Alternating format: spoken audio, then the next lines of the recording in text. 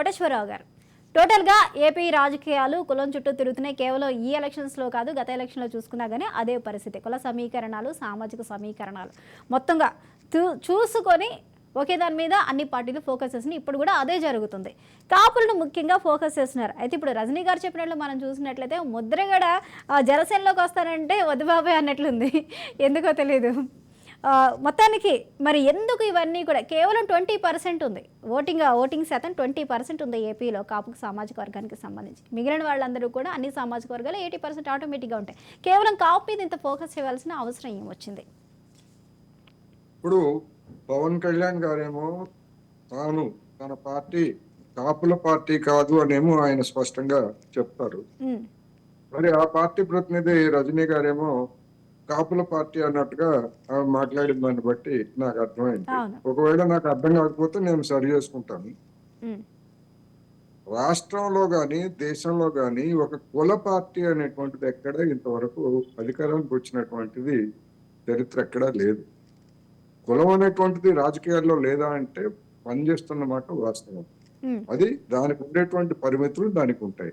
ఇప్పుడు కాపులంతా కేవలం పవన్ కళ్యాణ్ గారి వెనకాలే లేరు. అదేవిధంగా కమ్మోళ్ళంతా కేవలం తెలుగుదేశం వెనకాల కానీ, లేదా రెడ్డి సామాజిక తరగతికి చెందినటువంటి వాళ్ళంతా కూడా జగన్మోహన్ రెడ్డి గారి వెనకాల కానీ లేదు అన్నది మనం గమనించాలి.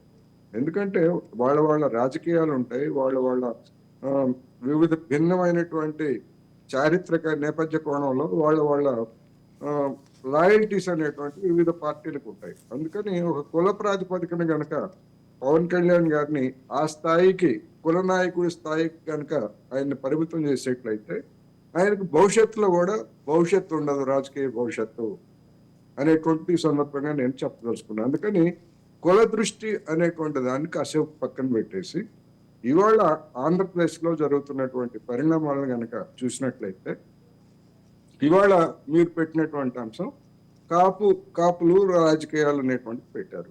ఇప్పుడు ముద్రగడ పద్మనాభం గారు, నేను చెప్తున్నా ముద్రగడ పద్మనాభం గారికి రంగా గారికి ఎటువంటి సంబంధము లేదు, లేదా రంగా గారి వల్ల ముద్రగడ పద్మనాభం రాలేదు. ముద్రగడ పద్మనాభానికి ఒక కుటుంబ నేపథ్యం ఉన్నది. ఆయన తండ్రి తూర్పుగోదావరి జిల్లాలో ఆ కుటుంబానికి ఉన్నటువంటి నేపథ్యం, ఆ నేపథ్యం నుంచి ముద్రగడ అనేటువంటి ఆయన తూర్పుగోదావరి జిల్లాలో ఒకప్పుడు బలమైనటువంటి నాయకుడిగా ఉన్నాడు తప్ప రంగా గారిని చూసి ఆయన రాలేదు అనేటువంటి ముందు మనం తెలుసుకోవాలి. సరే, అనేక మంది రంగా గారిని పెట్టుకొని గెలిచిన వాళ్ళు ఉంటారు, లేకపోతే రంగా గారి పేరు చెప్పుకొని రాజకీయాలు చేస్తున్న వాళ్ళు ఉంటారు. కానీ ముద్రగడ పద్మనాభానికి అటువంటి నేపథ్యం లేదు అనేది గమనించాలి. తర్వాత రంగా గారి పేరు ఉపయోగించుకున్నారా అంటే అది వేరే అంశం. ఇక్కడ ముద్రగడ గారికి ఉన్నటువంటి సమస్య ఏంటంటే ఆయనకు ఒక స్థిరత్వం అనేటువంటిది లేదు. ఒక మంకు పట్టు రాజకీయాల్లో మంకు పట్లు అనేటువంటివి పనిచేయవు. ఎందుకంటే ఇంట్లో మంకు పట్టు పట్టే ఇంట్లో వాళ్ళు కూడా పిల్లల్ని మంకు పట్టు పట్టారనుకోండి, అది స్మృతి మించితే వదిలేస్తారు. ఇప్పుడు రాజకీయాల్లో ముద్రగడ పద్మనాభం గారి పరిస్థితి అదే అయింది. ఈయన ఇప్పుడు మంకు పట్టు పడతాడు, తాను పట్టుకున్నటువంటి కాదు కుందేలకు మూడో కాళ్ళు అంటారు అని వదిలేసి, ఎవరికి వాళ్ళు వదిలేసి ఇవాళ ఒక విధంగా చెప్పాలంటే ఆయన ఒంటరిగా మిగిలిపోయారు. ఒక పెద్దగా ఉండొచ్చు, ఒక పెద్దగా గౌరవించవచ్చు వ్యక్తిగతంగా, అది వేరే అంశం. కానీ ఇవాళ తూర్పుగోదావరి జిల్లాలో రాజకీయాలను ప్రభావితం చేసేటువంటి స్థితిలో ఆయన లేరు. ఎందుకంటే ఆయన ఓడిపోయినటువంటి తీర్థనులు కూడా ఆ నియోజకవర్గంలో చూశాం. అయితే ఎందుకైనా మంచిది, ఏ ఒక్కరినైనా మనం ఎందుకు వదులుకోవాలి అని చెప్పేసి వైసీపీ వాళ్ళు ముద్రగడ గారిని తమ వైపు లాక్కునేందుకు చూశారు. కానీ అక్కడ జరిగింది ఏంటంటే, నాకు తెలిసినంత వరకు మీరు మాకు మద్దతు ఇవ్వడం తప్ప మేము మీకు సీట్ ఇస్తామనేటువంటి గ్యారంటీ ఏం లేదని చెప్పేసి వాళ్ళు అక్కడ ఆయనకి స్పష్టం చేశారని.